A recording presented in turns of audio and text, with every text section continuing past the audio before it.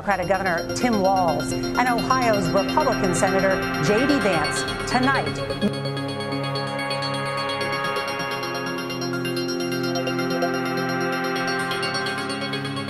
Honestly, Tim, I think you got a tough job here because you've got to play whack-a-mole. You've got to pretend that Donald Trump didn't deliver rising take-home pay, which of course he did. You've got to pretend that Donald Trump didn't deliver lower inflation, which of course he did. And then you simultaneously got to defend Kamala Harris's atrocious economic record, which has made gas, groceries, and housing unaffordable for American citizens. I was raised by a woman who would sometimes go into medical debt so that she could put food on the table in our household.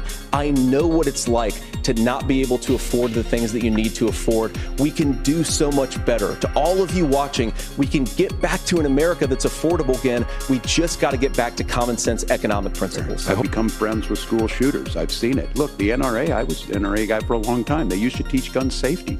I'm of an age where my shotgun was in my car so I could pheasant hunt after football practice. That's not where we live today. But I want to be very careful. This idea of stigmatizing mental health, just because you have a mental health issue doesn't mean you're violent. And I think what we end up doing is we start looking for a scapegoat. Sometimes it just is the guns. It's just the guns. Margaret, my point is that we already have massive child separations thanks to Kamala Harris's open border. And I didn't accuse Kamala Harris of inviting drug mules. I said that she enabled the Mexican drug cartels to operate freely in this country. And we know that they use children as drug mules. And it is a disgrace and it has to stop. For 3 years, Kamala Harris went out bragging that she was going to undo Donald Trump's border policy. She did exactly that. We had a record number of illegal crossings. We had a record number of fentanyl coming into our country. And now that she's running for president, or a few months before, she says that somehow she got religion and cared a lot about a piece of legislation. The only thing that she did when she became the vice president, when she became the appointed border czar, was to undo 94 Donald Trump executive actions that opened the border. This problem is leading to massive problems in the United States of America. Parents who can't afford health care, schools that are overwhelmed. It's got to stop, and it will when Donald Trump is president. Senator, Margaret, first of all, the gross majority of what we need to do at the southern border is just empowering law enforcement to do their job. I've been to the southern border more than our border czar, Kamala Harris, has been, and it's actually heartbreaking because the Border Patrol agents, they just want to be empowered to do their job. Of course, additional resources would help, but most of this is about the president and the vice president empowering our law enforcement to say, if you try to come across the border illegally, you've got to stay in Mexico, you've got to go back through proper channels.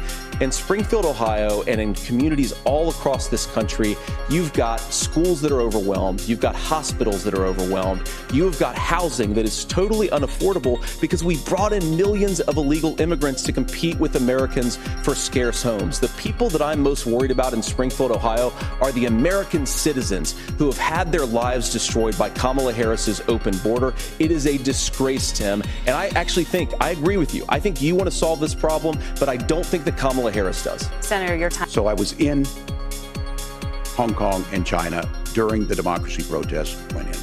And from that, I learned a lot of what needed to be in governance. Did Kamala Harris censor Americans from speaking their mind in the wake of the 2020 COVID situation? That is a damning non-answer. It's a damning non-answer for you to not talk about censorship. Obviously, Donald Trump and I think that there were problems in 2020. We've talked about it. I'm happy to talk about it further.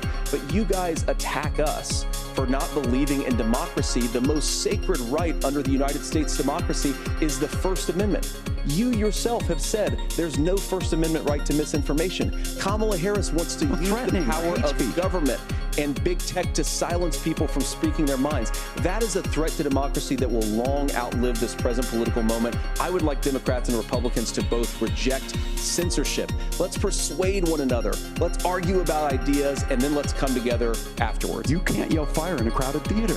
That's the test. That's the Supreme Court test. Tim, fire in a crowded theater. You guys wanted to kick people off of Facebook for saying that toddlers shouldn't wear masks. Senator, the governor does have the floor. Fire in a crowded theater.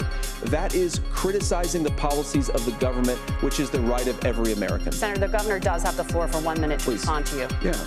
Well, I don't run Facebook. Look, Donald Trump was in office. We'll sometimes hear a revisionist history, but when Donald Trump was in office, it was Donald Trump who we had a coalition of nations that had boxed Iran's nuclear program in, the inability to advance it. Donald Trump pulled that program and put nothing else in its place. So Iran is closer to a nuclear weapon than they were before because of Donald Trump's fickle leadership.